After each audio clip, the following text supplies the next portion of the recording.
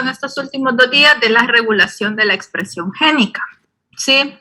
Entonces el día de hoy toca un tema un tanto particular, ¿verdad? Y quisiera hacerles una introducción que sé que con las disculpas del caso me va a atrasar un poquito, pero quisiera que le encontraran la idea y el sabor al tema, ¿verdad? Para poder iniciar entendiendo, ¿verdad?, qué es esto del epigenoma, que es lo que nos atañe el día de hoy, en la clase de hoy. Entonces, vean ustedes que tenemos aquí en la imagen un par de gemelitas que son monocigóticas, ¿verdad? Eso quiere decir que ellas han resultado del mismo cigoto, ¿verdad? En esos procesos de división, pues, resultaron estas dos personitas. Entonces, como ellas son gemelitas monocigóticas, ellas en teoría deberían de tener exactamente el mismo ADN, ¿verdad que sí? Entonces, como vienen a partir de una sola célula fecundada, que es el cigoto, ¿verdad? Ellas deben de tener el mismo ADN, la una y la otra. Debe ser el 100% idéntico, ¿verdad? Y por eso es que tenemos ahora lo que se conoce como gemelos idénticos. ¿Sí?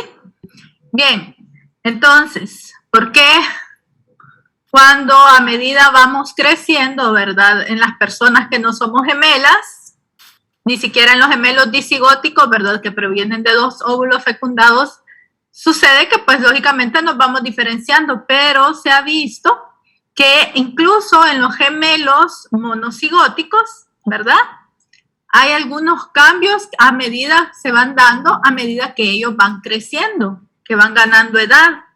Entonces son cosas que todavía, ¿verdad?, lo ponen a pensar a uno y dice, pero ellas son gemelas idénticas, tienen el mismo ADN, o ellos son gemelos idénticos, tienen el mismo ADN, ¿verdad? Tienen la misma huella genética, ¿sí? Entonces, ¿por qué se dan algunos de estos cambios? Y lo podemos ejemplificar quizás más concretamente como el caso de estas dos gemelas. Estas gemelas se llaman Chris y Maren Alenga. Ella es Maren y ella es Chris, ¿sí? Y resulta que a los 22 años, a Chris le fue detectado, ¿verdad?, un cáncer mamario, pero de tipo heredado. No fue un cáncer adquirido, sino que fue heredado. Entonces, uno podría pensar si ha sido de forma heredada, ¿verdad?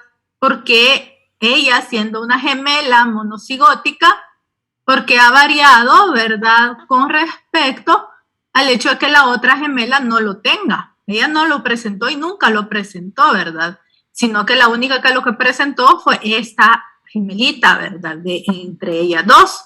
¿Qué es lo que ha hecho que suceda eso? Entonces eso nos pone a pensar, siendo ellos personas que tienen la misma huella genética con el ADN idéntico, ¿verdad? Porque una ha presentado una enfermedad genética diferente a la que la otra debería de tener y no presenta. Entonces eso es algo curioso, ¿verdad? También nosotros hemos podido observar a lo largo de tantos estudios científicos que se hacen, que, por ejemplo, con otras enfermedades, como son las enfermedades multifactoriales, dentro de ellas podríamos mencionar a esta, la esquizofrenia, ¿sí? Nos dan ahí ciertos niveles de riesgos y nos dicen, ¿verdad?, ciertas probabilidades. Si tú tienes, por ejemplo, un papá esquizofrénico, si tienes un primo esquizofrénico, si tienes un tío esquizofrénico, un abuelito esquizofrénico, la probabilidad de que tú, ¿sí?, llegues a padecer esquizofrenia, ¿de cuánto será? Eso viene porque en parte las enfermedades multifactoriales tienen un factor genético, ¿verdad? Pero, ¿qué pasa con los gemelos idénticos?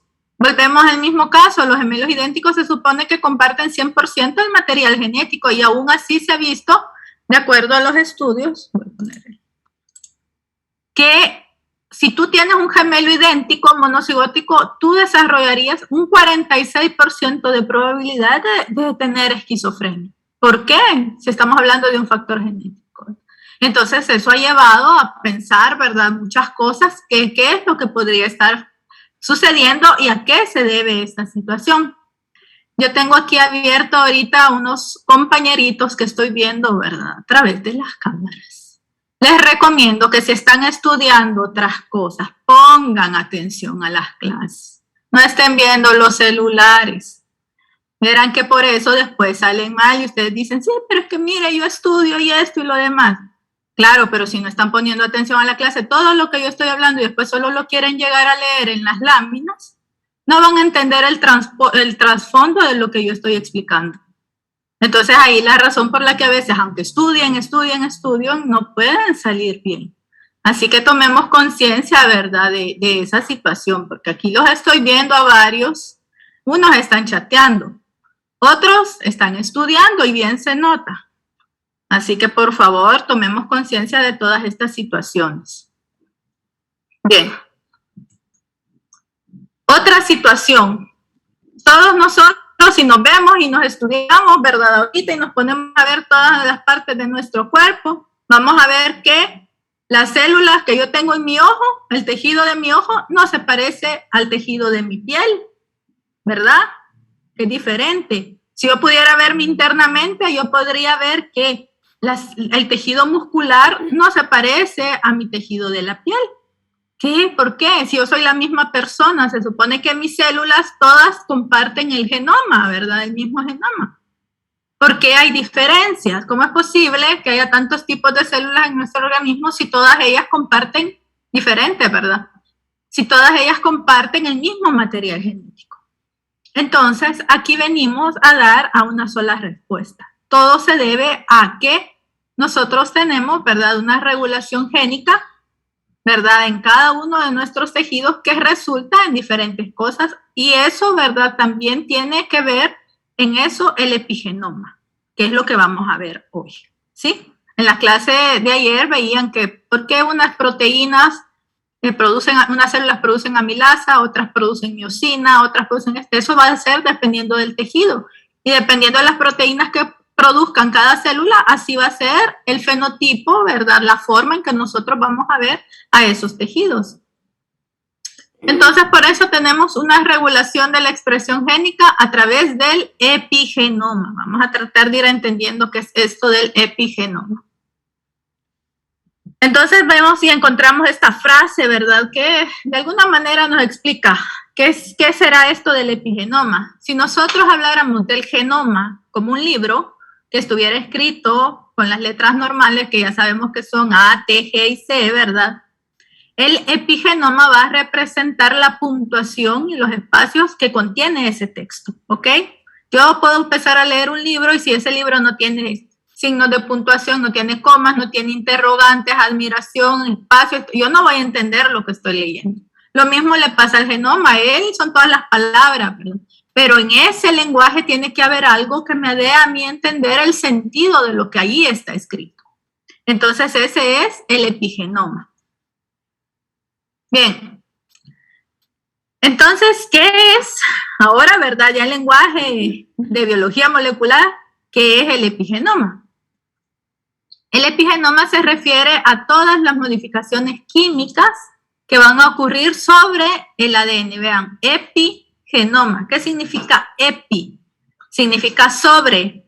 O sea, desde ahí estamos, ¿verdad?, viendo sobre genoma.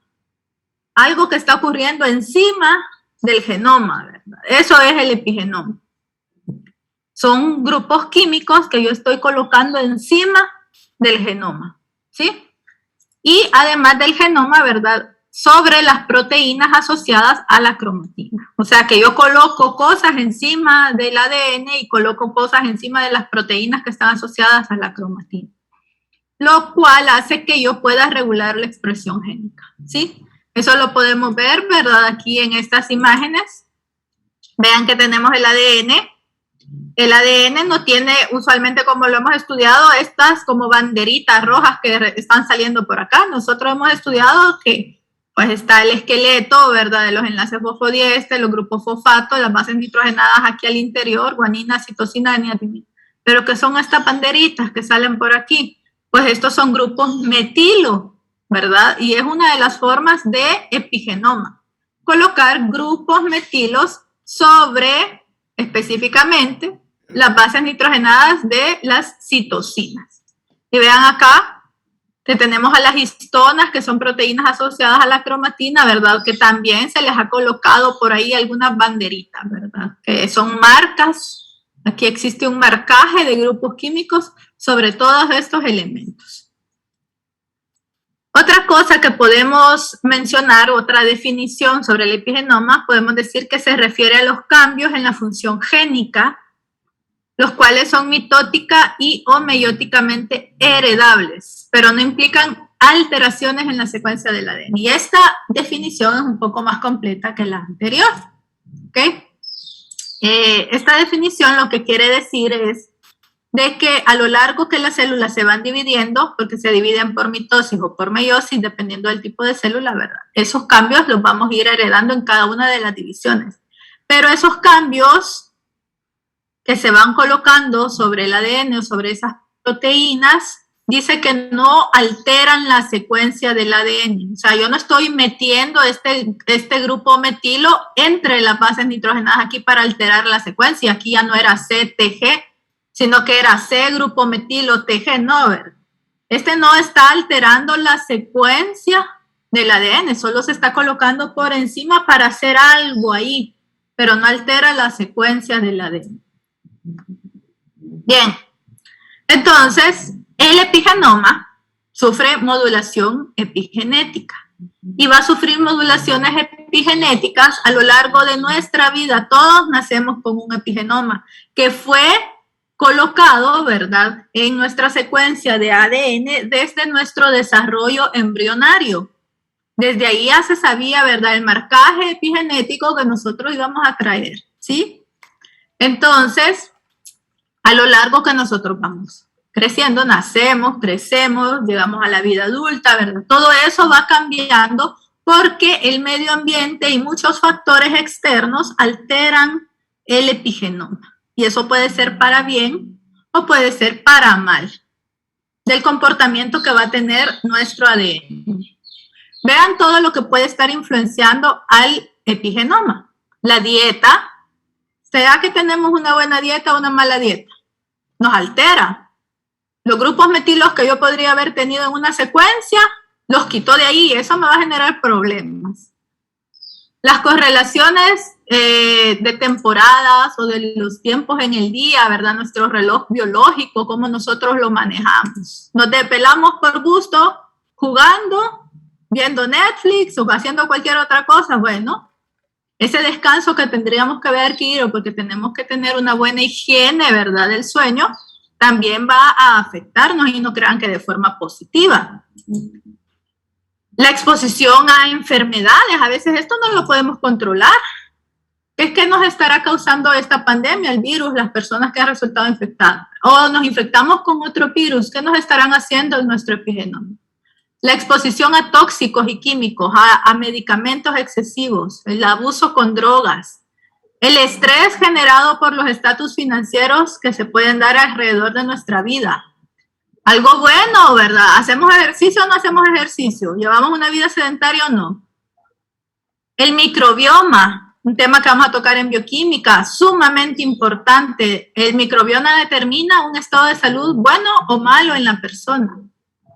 Medicinas alternativas, una vida correcta en cuanto a felicidad, relajación, bienestar de la persona relacionada a las interacciones sociales que pueda tener, el estado psicológico, ¿verdad?, de esa persona. Todo eso nos afecta directamente al epigenoma, que va a afectar la regulación que va a tener sobre la expresión génica. Entonces, a esto nos vamos a ir refiriendo y cuando vamos a estudiar el epigenoma vamos a hablar de epigenética y epigenómica, ¿sí? La epigenética se va a enfocar en procesos específicos que van a regular este proceso de cómo y cuándo se van a apagar los genes o cuándo se van a entender, pero es en regiones específicas porque estamos hablando de genes, entonces es epigenética. Cuando hablamos de epigenómica, pues aquí ya vemos todo el conjunto de genes y hablamos como tal del genoma, todo, ¿verdad? Todo lo que está ahí. Entonces ya estudiamos a nivel masivo todo el epigenoma, esa es la epigenómica. La epigenética estudiamos lugares puntuales, genes dentro de nuestro ADN. La epigenómica, estudiamos ya masivamente todo el epigenoma. Entonces, pues aquí tenemos lo mismo, ¿verdad? Que algunos eventos que se van a estar dando pueden ser metilación sobre el ADN, metilación sobre las histonas, acetilación sobre las histonas, fosforilaciones sobre las histonas, etcétera, que las vamos a ir viendo lógicamente una por una. Bien, entonces, ya que hemos hablado tanto del epigenoma y la epigenética, ¿verdad? ¿Qué son las modificaciones epigenéticas ya en sí? Podemos agrupar estas modificaciones epigenéticas en varias categorías, ¿ok? Sin embargo, dice aquí, hay que recordar que todos estos procesos no es que están divididos. Yo me divido en este grupo y yo solo actúo, ¿verdad? Y no quiero meterme con este grupo, no, ¿verdad? Y esto está ahí, pero todos ellos están interactuando entre ellos. Todo trabaja integralmente en conjunto en favor del individuo, lógicamente.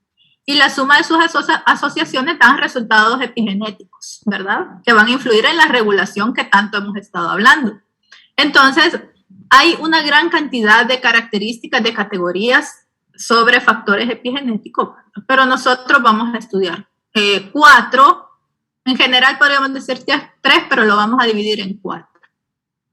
Tenemos a la metilación del ADN, las modificaciones que se dan sobre las histonas, la remodelación de la cromatina, y esto es cuando hablamos de que la cromatina se relaja, ¿sí? O se empaqueta, ¿verdad? Esa es la remodelación de la cromatina.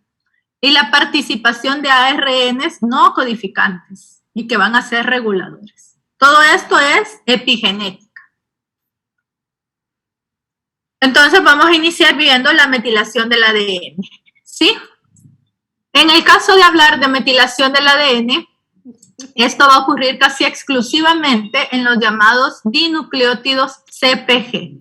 Vean que dice casi exclusivamente, no dice jamás va a ocurrir en otro lado, ¿verdad? Pero en su mayoría, casi que en todo, van a ocurrir en los disnucleótidos que llevan citosina y guanina. ¿Qué será esta P entonces? Pues aquí hay 3 letras, ¿por qué me está diciendo usted que es un dinucleótido si aquí hay 3 letras, no solo 2? Bien, esta es la citosina, esta es la guanina, y esta P me está representando el enlace fosfodiéster entre las dos, ¿ok?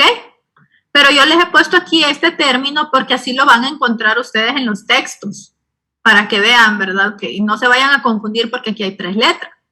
Citosina, guanina y el fosfodiéster, el enlace fosfodiéster que está uniendo a las 2 bases nitrogenadas. Entonces, esto es un dinucleótido, ¿sí? Estos dinucleótidos me dice que pueden agruparse en regiones conocidas como islas CpG o en otras regiones con menor contenido de estos dinucleótidos llamadas orillas de las islas CpG, ¿ok? No tienen nombres así tropicales, ¿verdad?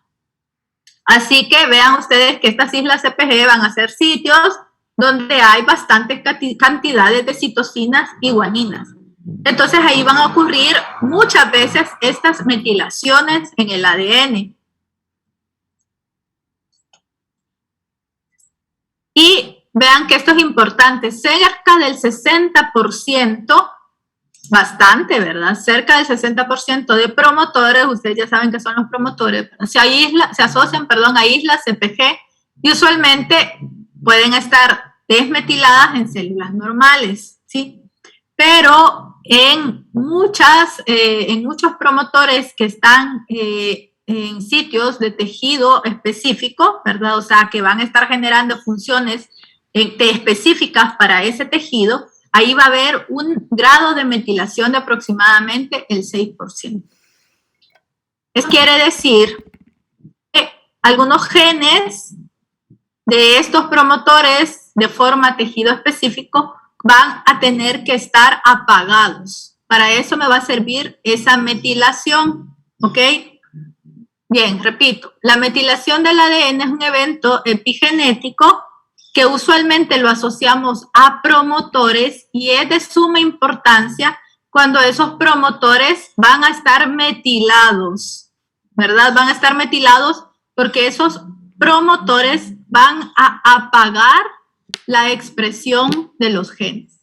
Es decir, que en muchas ocasiones vamos a asociar la metilación del ADN a la inactivación de la expresión génica. Es un control negativo. Estamos inactivando la expresión génica. Vean lo que está acá. Hay una isla CpG sin metilar. ¿Qué está sucediendo entonces? Como no hay metilación, viene aquí la ARN polimerasa y dice, no tengo ningún obstáculo, entonces yo puedo empezar el proceso de transcripción y por lo tanto hay expresión de genes, ¿verdad? Ok. ¿Qué pasa en el siguiente ejemplo? Tengo una isla CpG, pero sí está metilada. Sí está metilada. Entonces, ¿qué es lo que sucede? Acá, ven ustedes que pueda llegar la RNA polimerasa. No hay ninguna RNA polimerasa en este medio porque no puede llegar porque está bloqueado el camino por todo esto. Y por lo tanto no puede haber transcripción. ¿Qué son estas cosas rojas acá? Van a ser unas enzimas que son las enzimas que van a metilar el ADN. Y todas estas, vean como banderitas rojas, con chibolitas rojas que ustedes ven aquí, quiere decir que toda esta región está metilada. ¿Sí? Entonces aquí una X roja, ¿por qué? Porque no hay transcripción, es decir, que la expresión génica es resultado inactivado. ¿Esto siempre va a ser así? ¿Siempre, siempre, en todos los lados del ADN? No. Esto sucede en los promotores usualmente. En otros sitios del ADN puede ser que haya metilación, pero usualmente no van a estar relacionados a la inactivación de la expresión génica. Esto va a ocurrir cuando están asociados a los promotores. Bien. Entonces vean que las secuencias de ADN que están comprendidas entre una kilobase corriente arriba y 100 pares de base corriente abajo, ya saben ustedes qué es eso, ¿verdad? De un gen, están menos metiladas en aquellas células donde el gen está activo. Lógicamente, si yo voy a tener un gen activo que se está expresando, no tiene que haber metilación, ¿verdad? Por ejemplo, el gen de la beta-globina, que es una de las cadenas polipeptídicas que van a estar formando la hemoglobina. Siempre tiene que estar activo, es constitutivo, quiere decir eso, ¿verdad? Para estar produciendo a esta cadena polipeptídica. Entonces, en la imagen, vean ustedes que dice, los genes que se están expresando, ¿qué pasa en la región promotora? ¿Hay metilación? No. Podemos ver que no hay metilación porque aquí estas banderitas están vacías. No me señala que está la M, ¿verdad? Ni me señala un color sólido, ¿verdad? Solo se ve que está vacío eso. Pero dice acá el siguiente ejemplo. Hay genes inactivados en este promotor porque aquí sí ha habido metilación. ¿Ok? Bien. Si no queda claro, díganme, ¿verdad? Yo estoy tratando hasta de repetirles para que todo esto vaya quedando claro. La metilación del ADN la llevan a cabo enzimas tipo metiltransferas, transfieren metilo, ¿verdad? Que se llaman DNMTs. De estas enzimas hay un montón de miembros, ¿sí? Entonces, vean acá que dice que en mamíferos 3 han sido reportados con actividades representativas. El primer grupo son las DNMT1, que son de mantenimiento. O sea, ya en el ADN hay regiones metiladas y ellas lo único que están haciendo es que si de repente algún grupo metilo se cayó por ahí, ¿verdad? Llega y lo repone. O sea, está manteniendo la zona. Pero luego están las DMT3A y DNMT3B, que ellas actúan de novo, es decir, actúan de cero, ¿sí? Van a llegar a regiones donde no había metilación por X o Y razón, van a llegar a metilar. Por ejemplo, esa persona se ha visto influenciada porque fuma.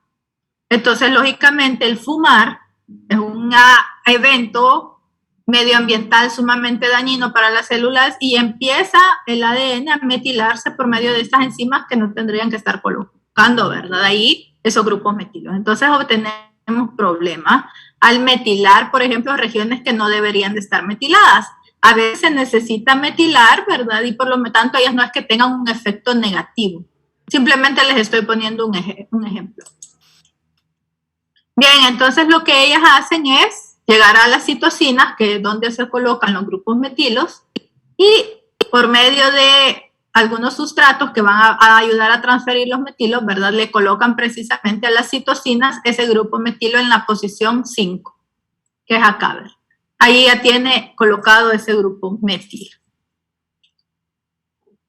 Lógicamente, si podemos metilar, también podemos desmetilar el ADN.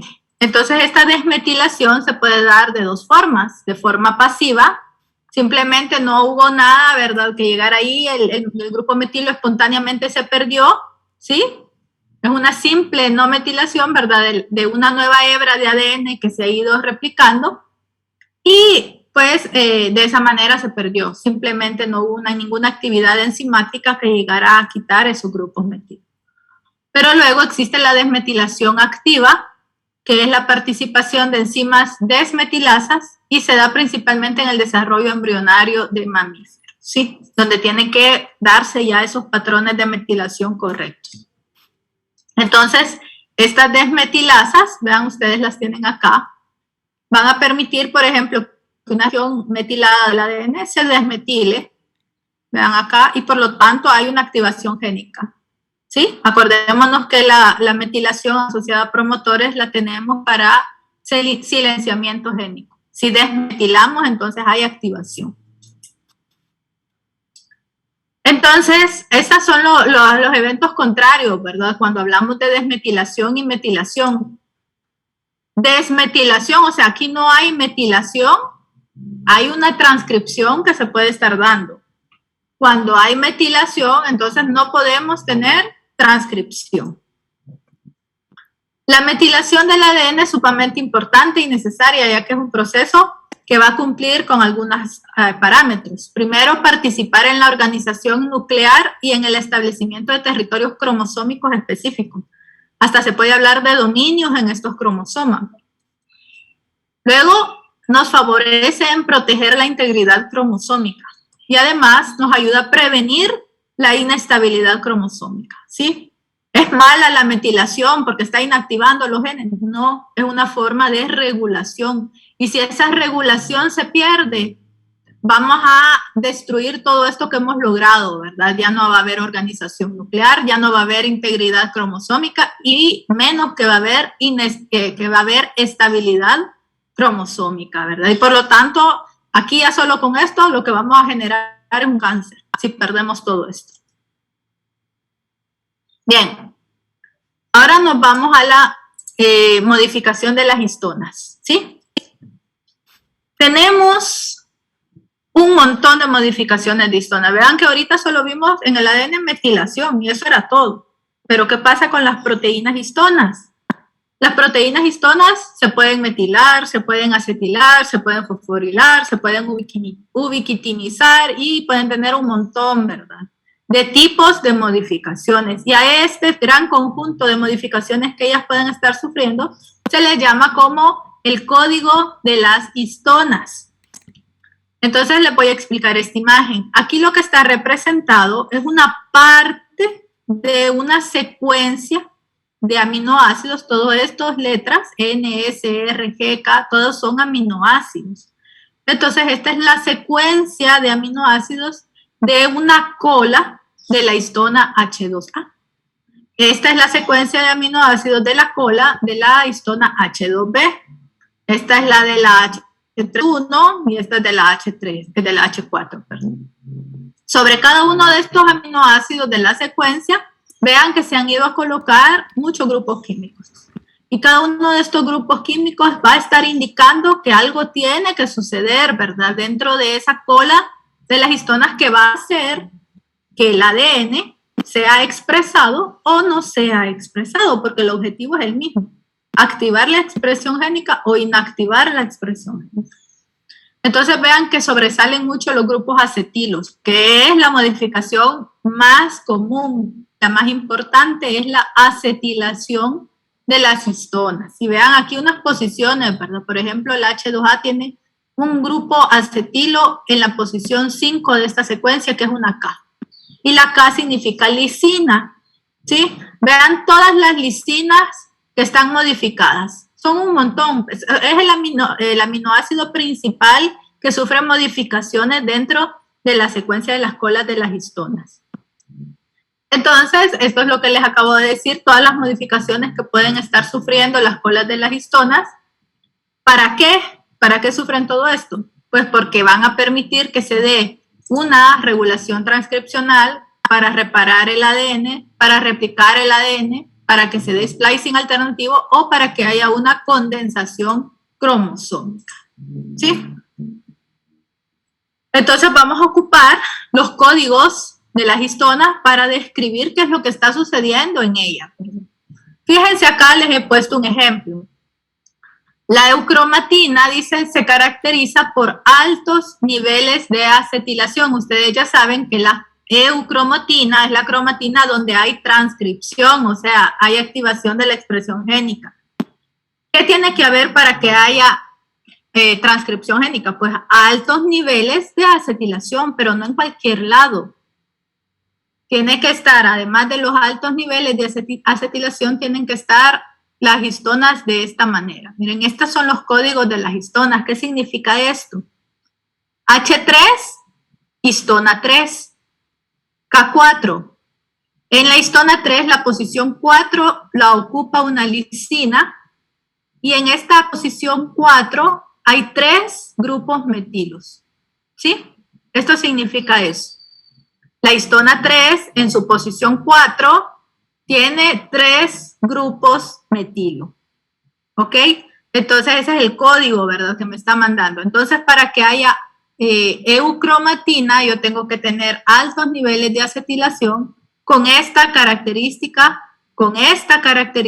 en la histona 3. La posición 6, que es una lisina, también tiene que tener 3 grupos metilo.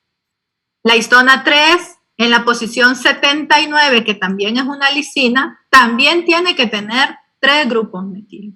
¿Sí? Ahora, la heterocromatina se caracteriza por bajos niveles de acetilación. Vean ustedes acá. La histona 3 también, ¿verdad? En la posición 9, que es una lisina, solo tiene un grupo metilo. ¿Ok? Además de los bajos niveles de acetilación, sucede esto en la histona 3, en la posición 27, que es una lisina, solo hay un grupo metilo. Y así sucesivamente. Entonces, volvemos a algo similar que habíamos visto en la metilación del ADN. Esto que acabo de mencionar es característico de las regiones promotoras de ese gen, ¿verdad? Entonces, ¿qué enzimas están participando en todas estas modificaciones de las histonas? Las histonas metiltransferasas, las desmetilasas, histonas sinasas, que son específicas para los tipos de aminoácidos que van a estar modificando y para las histonas con las que van a estar trabajando. Pero además hay otras que no son tan específicas. Por ejemplo, las que transfieren grupos acetilos, las acetiltransferasas, las que los quitan, las desacetilasas. Hay enzimas conjugadoras de ubiquitina, etc. Entonces vemos acá, tenemos representado en el ejemplo, ¿verdad? A las aciltransferasas, estas celestes que van a colocar grupos acetilos en todas estas colitas de las histonas. Y luego pues también tenemos a las desacetilasas que nos van a ayudar a quitar esos grupos acetilos, dependiendo del estado de expresión génica que necesitemos en ese momento. Bien. La tercera forma de epigenoma es la remodelación de la cromatina. Para remodelar la cromatina, acuérdense ustedes que hay que extender la cromatina, relajarla, ¿verdad? O hay que empaquetarla. Dependiendo de que si está relajada o está muy cerrada, muy empaquetada, si va a haber o no transcripción. Entonces, en esta remodelación de la cromatina van a participar varias familias de proteínas, las cuales van a contribuir con este proceso como uno de los efectos de la metilación y de las modificaciones de histona. Este es un efecto, la remodelación de la cromatina, de lo que ha sucedido si metilamos el ADN, por ejemplo. Si metilamos el ADN, hay inactivación, ¿verdad?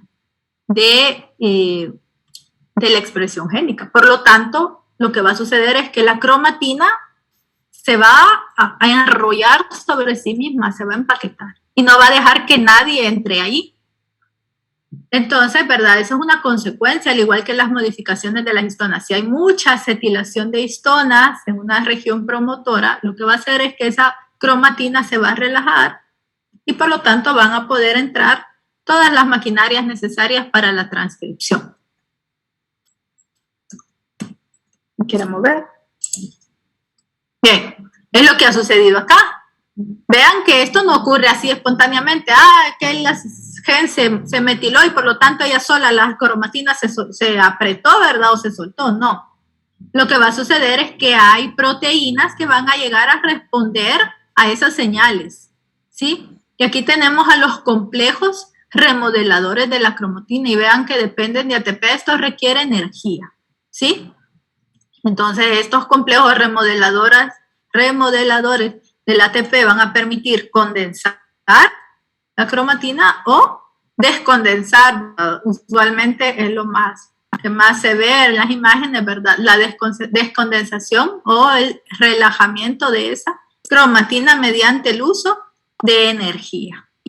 Y estos complejos remodeladores de cromatina pueden pertenecer, son proteínas que pertenecen a diversas familias, como la SWI, SNF, la ISWI, la CHD y la INO 80. Bien, entonces, lógicamente, ¿verdad? Estamos hablando de complejos remodeladores de las proteínas, eso ya se sale un poco de lo que es el epigenoma, son mecanismos de regulación que van a llegar a responder al epigenoma, ¿ok? Entonces, por eso dice acá, en la regulación de la transcripción pueden participar elementos epigenéticos y no epigenéticos. Ya hablamos de que tiene que haber metilación del ADN o tiene que haber acetilación de las histonas y otras modificaciones, y eso va a generar a veces que los complejos remodeladores de la cromatina lleguen, ¿verdad? Y por medio de activadores, que ya lo vimos en la clase anterior, parte de los mecanismos de regulación de expresión, ¿verdad?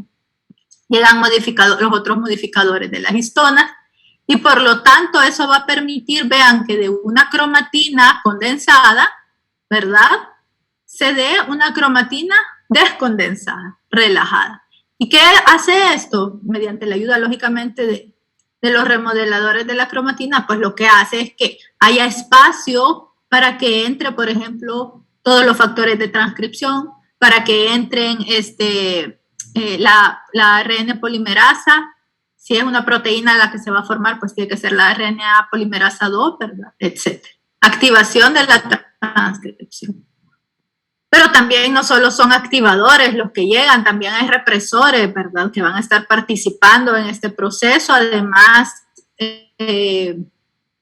de activar, ¿verdad?, una expresión génica, la podemos inactivar mediante este tipo de proteínas, y vean que tiene diferentes mecanismos estos represores, ¿verdad?, para funcionar, por ejemplo, bloquear el trabajo de un activador, unirse, ¿verdad?, a un inactivador y de esa manera quitarle su función, ¿verdad? O simplemente el represor se une al lugar donde tendría que llegar a trabajar el activador y por eso él ya no puede trabajar. Bien, esa era la tercera base de las características del epigenoma que habíamos hablado, y llegamos al cuarto punto del epigenoma, que son los ARNs no codificantes reguladores. Y aquí hay un montón, ¿sí? Están los pequeños interferentes, que les dicen sirnas, están los microARNs, que son los mirnas, los piwi, ¿sí? Que son los pirnas, y luego pues tenemos a los que ahora actualmente se han vuelto famosos porque antes eran totalmente desconocidos. Están los ARNs largos no codificantes. Vean que hasta el piwi por acá son cortitos, son chiquititos. Los ARNs no codificantes hasta acá son chiquitos. Pero tenemos ahora también en estudio a los ARNs largos no codificantes que han representado un campo de interés actual. Entonces, estos ARNs no codificantes ejercen una regulación post-transcripcional. Vean que antes estábamos hablando, ¿va a dejar que se haga la transcripción o no? Eso es lo que hemos estado hablando. Pero ahora lo que ha pasado es que sí ha habido transcripción, pero lo que ya no queremos es que empiece la traducción o se complete la traducción, ¿ok? Entonces, estos actúan a nivel post-transcripcional, al controlar de forma negativa el funcionamiento de los ARNs mensajeros, ¿ok? Van a estar relacionados a la vida media de los ARNs mensajeros. Y vean ustedes que los ejemplos aquí, ¿verdad?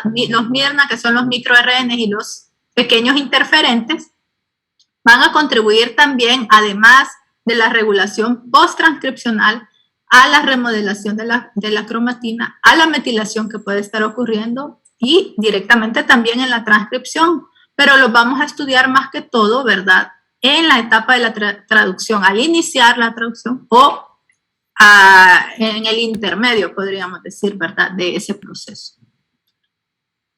Entonces, ¿qué hacen y cómo se forman estos ARNs de interferencia, que son estos dos que hemos hablado, los sirna y los mirna? Bien, ¿qué hacen? ¿Cómo se forman? ¿De dónde se originan? Lógicamente, para formarlos, ellos vienen de un gen, ¿verdad? Ellos tienen que venir del ADN, son productos génicos, ¿sí? Entonces, ellos tienen sus propios genes en la secuencia de ADN, ¿verdad? Vean que tenemos acá un gen de microARN, llega a una polimerasa, de hecho una polimerasa 2, ¿sí?, a generar ARN no procesado, no maduro, lógicamente, ¿verdad?, de este microARN. Entonces, a esto se le llama microARN, ¿sí? Vean la forma que tiene, parece un ganchito de esos de bobby pin que le llaman los ganchitos de pelo, ¿verdad? Tiene bucles, ¿sí? Hay emparejamiento, ¿sí? Tiene una estructura secundaria. Entonces, este es un microARN, ¿sí? Es el originario, pero vean que este microARN, para llegar a ser maduro, tiene que pasar varias etapas, ¿ok? Entonces, vean que llega por medio de un complejo de enzimas que van a ir a recortar ciertas partes de este precursor, ¿verdad? Van a formar al pre-microARN, que también es un precursor. Vean que lo que le ha cortado a este mirna, ¿verdad?, es la parte de los extremos, estas que sobresalían como colitas, ¿sí? Esto es lo que ha sido eliminado por medio del complejo Drosha, y luego esto está en el núcleo, ¿verdad? Ahora sale al citoplasma. Y en el citoplasma, este pre-mirna, ¿sí?, va a seguir siendo procesado por otro complejo, ¿verdad?, que se llama Dicer, que también lo va a cortar. Y vean ustedes que tenemos tanto a mirna aquí, ¿verdad?, como a sirna, ¿sí? Y este es el pequeño interferente, este es el microRNA. Ambos son procesados por el complejo Dicer, pero hay una diferencia. Es el por qué van a actuar cada uno de estos. Sirna es un ARN pequeño de interferencia o pequeño interferente que va a actuar cuando encuentra material genético de virus, es decir, que es un mecanismo de protección. Entonces, él va a actuar cuando encuentra en el medio un ARN de doble hebra que no reconoce como propio, ¿verdad? Es el ARN de un virus, entonces él va a empezar a formar a estos pequeños ARN, ¿verdad?, de interferencia. Luego,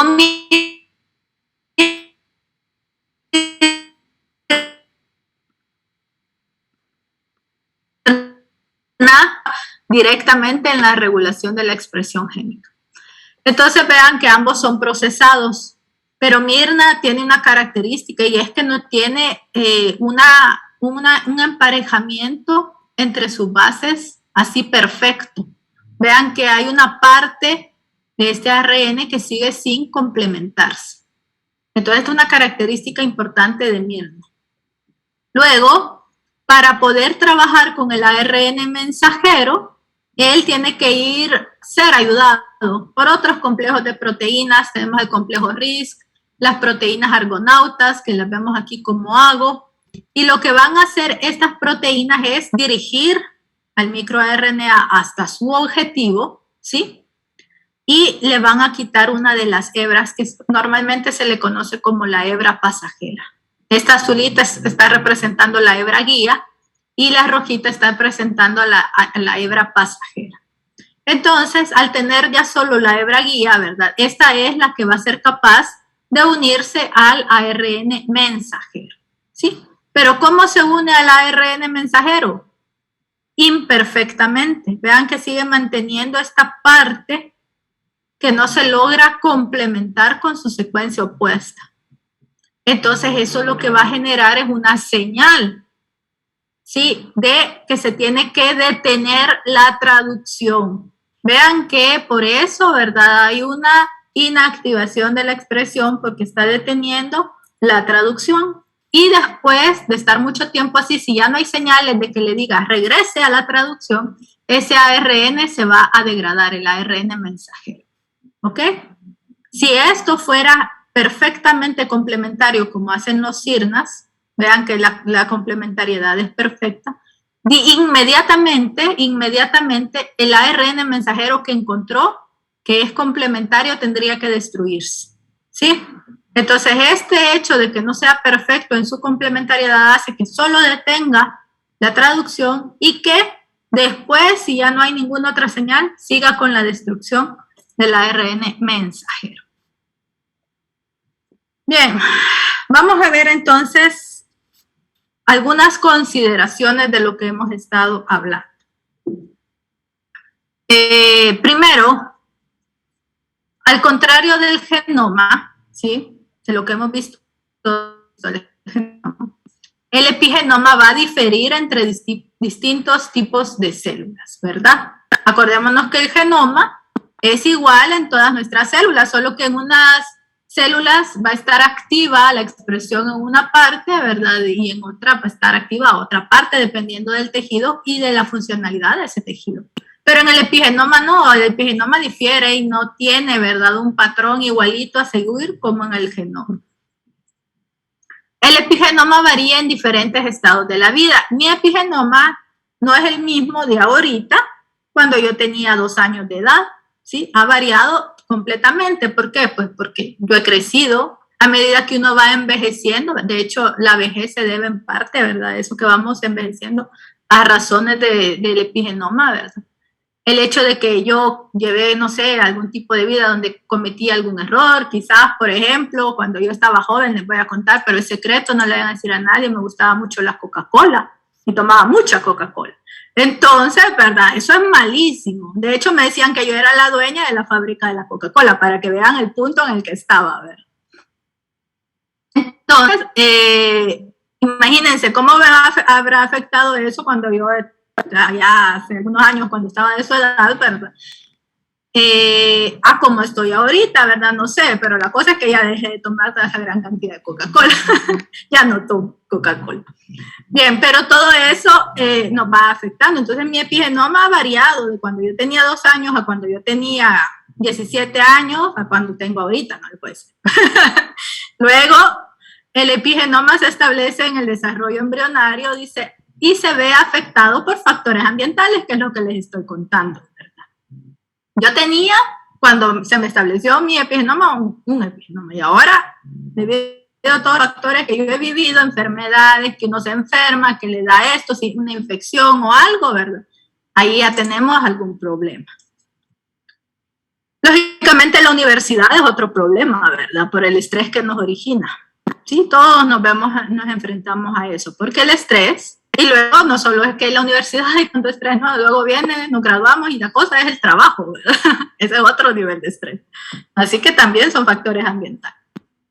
La inactivación de un cromosoma X, corpúsculo de Barr en el sexo femenino, es un ejemplo notorio de metilación en el ADN.